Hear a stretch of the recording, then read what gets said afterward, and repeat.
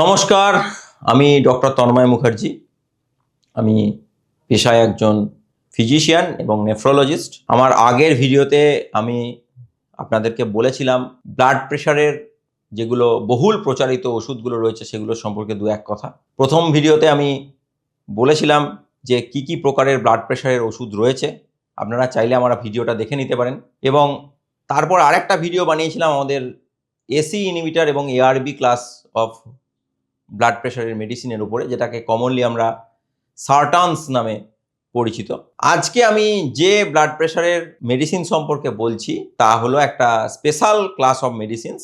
এটাকে আমরা কমনলি ডাক্তারি পরিভাষায় বলে থাকি বিটা ব্লকার। বিটা ব্লকার বললেও এই ওষুধটা নানান রকম নামে পাওয়া যায়। যেমন ধরুন মেটোপ্রোলল হলো একটা বিটা ব্লকার, নেভিবোলল হলো একটা বিটা ব্লকার, বিসোপ্রোলল হলো একটা বিটা ব্লকার, কার্ভেডিলল হলো একটা বিটা ব্লকার, এইভাবে ল্যাবেটালল হলো একটা বিটা ব্লকার। এরকম প্রচুর বিটা ব্লকার রয়েছে, প্রচুর বিটা ব্লকারের ওষুধ রয়েছে। প্রোপ্রানোনল হলো একটা বিটা ব্লকার। তো এই বিটা ব্লকার জাতীয় ওষুধগুলোর অনেক রকমের কাজ রয়েছে। তার মধ্যে একটা কাজ হচ্ছে এরা আমাদের হার্ট রেটটাকে নিয়ন্ত্রণ করে এবং ব্লাড প্রেশারকে কমায়। কাদের ক্ষেত্রে দেওয়া হয় এই বিটা ব্লকার? বিটা ব্লকার দেওয়া হয় যারা ব্লাড প্রেশারের রোগী এবং যাদের পালস রেটটা একটু বেশির দিকে, তাদের ক্ষেত্রে এই বিটা ব্লকার হলো বেস্ট ড্রাগ। যার ক্ষেত্রে ব্লাড প্রেশারটাকে খুব সহজে নিয়ন্ত্রণ করা যায় এই বিটা ব্লকার জাতীয় ওষুধের মাধ্যমে।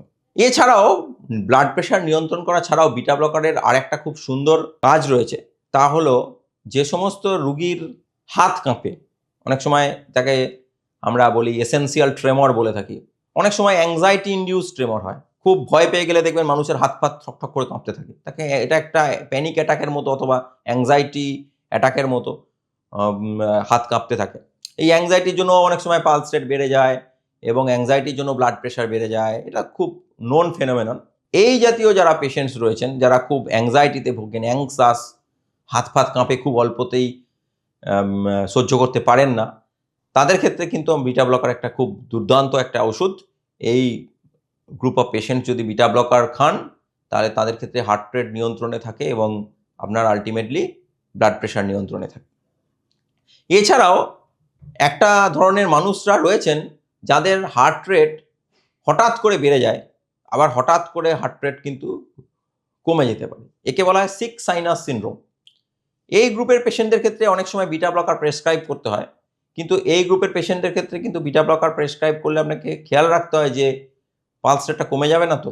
সেটা কিন্তু একটা সবসময় একটা কন্টিনিউয়াস ওয়াচের মধ্যে থাকতে হয়। এই বিটা ব্লকার এর মধ্যে কিছু কিছু বিটা ব্লকার রয়েছে, যেমন মেটোপ্রোলল অথবা বিসোপ্রোলল। এরা হচ্ছে কার্ডিও সিলেক্টিভ বিটা ব্লকার, মানে এদের হার্টের ওপরে এদের এফেক্ট সবচেয়ে বেশি, অর্থাৎ হার্ট রেটটাকে সবচেয়ে ভালো কন্ট্রোল করতে পারেন এই বিটা ব্লকাররা। মেটোপ্রোলল, বিসোপ্রোলল, এরা হার্টের ওপর এফেক্ট তাদের সবচেয়ে বেশি এবং এদেরকে কার্ডিও সিলেক্টিভ বিটা ব্লকার বলা হয়। এরা লাংসের উপর অতটা কাজ করে না। কিন্তু কিছু কিছু বিটা ব্লকার আছে, যেমন প্রোপ্রানোলল গ্রুপের বিটা ব্লকার। এরা কিন্তু হার্ট রেট যেমন কমায় তেমনি এরা লাংসের ওপরেও কাজ করে। লাংসের ওপরে এদের কাজটা হচ্ছে, এরা অ্যাকচুয়ালি যারা ব্রঙ্কিয়াল অ্যাজমার পেশেন্ট তাদের ক্ষেত্রে কিন্তু এই বিটা ব্লকার দেওয়াটা বিপজ্জনক, কারণ প্রোপ্রানোলল গ্রুপের ওষুধ ব্রঙ্কিয়াল অ্যাজমা কিন্তু বাড়িয়ে দিতে পারে। অর্থাৎ ব্রঙ্কো কনস্ট্রিকশন, অর্থাৎ যাদের অ্যাজমা বা সিওপিডি রুগী তারা কিন্তু প্রোপ্রানোলল জাতীয় ওষুধ খাবেন না। সেক্ষেত্রে কিন্তু আপনার শ্বাসকষ্ট বেড়ে যেতে পারে, বুকের মধ্যে চাপ ধরতে পারে। এই প্রবলেমগুলো কিন্তু প্রোপ্রানোলল গ্রুপের বিটা ব্লকারের ক্ষেত্রে রয়েছে। আরেকটা গ্রুপের বিটা ব্লকার রয়েছে, তাকে হচ্ছে কার্ভেডিলল গ্রুপের বিটা ব্লকার অথবা ল্যাবেটালল গ্রুপের বিটা ব্লকার। এরা শুধুমাত্র বিটা ব্লকেট করে তাই নয়, মানে বিটা রিসেপ্টার ব্লক করে তা নয়, এরা বিটা রিসেপ্টারের সাথে সাথে শরীরের মধ্যে আমাদের আলফা রিসেপ্টার বলে একটা রিসেপ্টার রয়েছে, সেটাকেও ব্লক করে। অর্থাৎ এরা আলফা প্লাস বিটা ব্লকার, কার্ভেডিলল অথবা ল্যাবেটালল।